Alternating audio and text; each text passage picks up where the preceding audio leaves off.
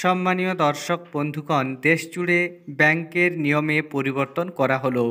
আপনার যদি bank account থেকে থাকে তবে অবশ্যই এই নিয়মগুলি জানা প্রয়োজন।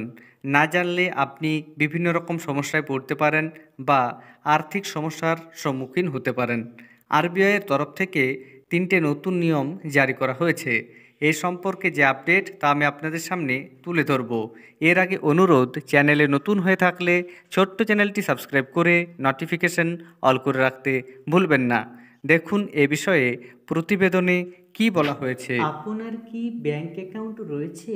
তাহলে সাবধান, দেশ জুড়ে 3টি নতুন নিয়ম জারি হলো। ব্যাংক অ্যাকাউন্ট নেই এমন মানুষ আজকের দিনে খুঁজে পাওয়া মুশকিল। আজকের দিনে বিভিন্ন প্রকল্পের টাকা পাওয়া থেকে শুরু করে বিভিন্ন কাজে ব্যাংক অ্যাকাউন্ট একান্তই প্রয়োজন। আর ব্যাংকের নিয়ম বদল মাঝে মাঝে হয়ে থাকেই। তা না জানলে যে কোনো সময় অস্বস্তি বা বিপদে পড়তে পারেন। আবারও আরবিআইয়ের পক্ষ থেকে 3টে নতুন নিয়ম জারি করা হলো। এক নজরে নতুন নিয়মগুলি দেখুন। প্রথম নিয়ম, দীর্ঘদিন ধরে ব্যাংক কর্মচারীদের দাবি ছিল তাদের ছুটির পরিমাণ বাড়াতে হবে।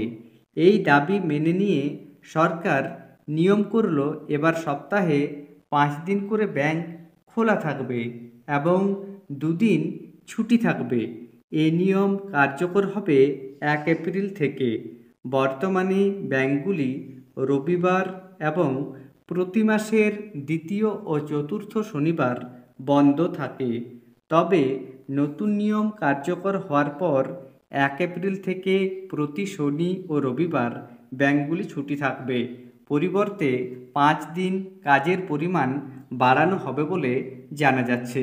তাহলে বুঝতে পারছেন, এবার সোম থেকে শুক্রবার ব্যাংক খোলা থাকবে এবং ব্যাংক খোলার যে সময়সীমা 10টা থেকে 5টা রয়েছে সেই সময় বাড়ানো হবে। পাশাপাশি শনি এবং রবিবার ছুটি থাকবে। দ্বিতীয় নিয়মটি দেখুন। এনপিসিআইয়ের তরফ থেকে ব্যাংকগুলিকে নির্দেশ দেওয়া হয়েছে নিষ্ক্রিয় মোবাইল নম্বরগুলি 31 মার্চের মধ্যে সিস্টেম থেকে সরিয়ে ফেলার জন্য।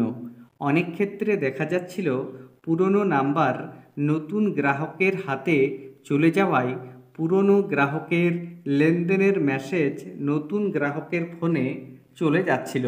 ফলে বুঝতে না পেরে অনেক নতুন গ্রাহক নানা রকম মানসিক হয়রানির সমস্যায় পড়ছিলেন।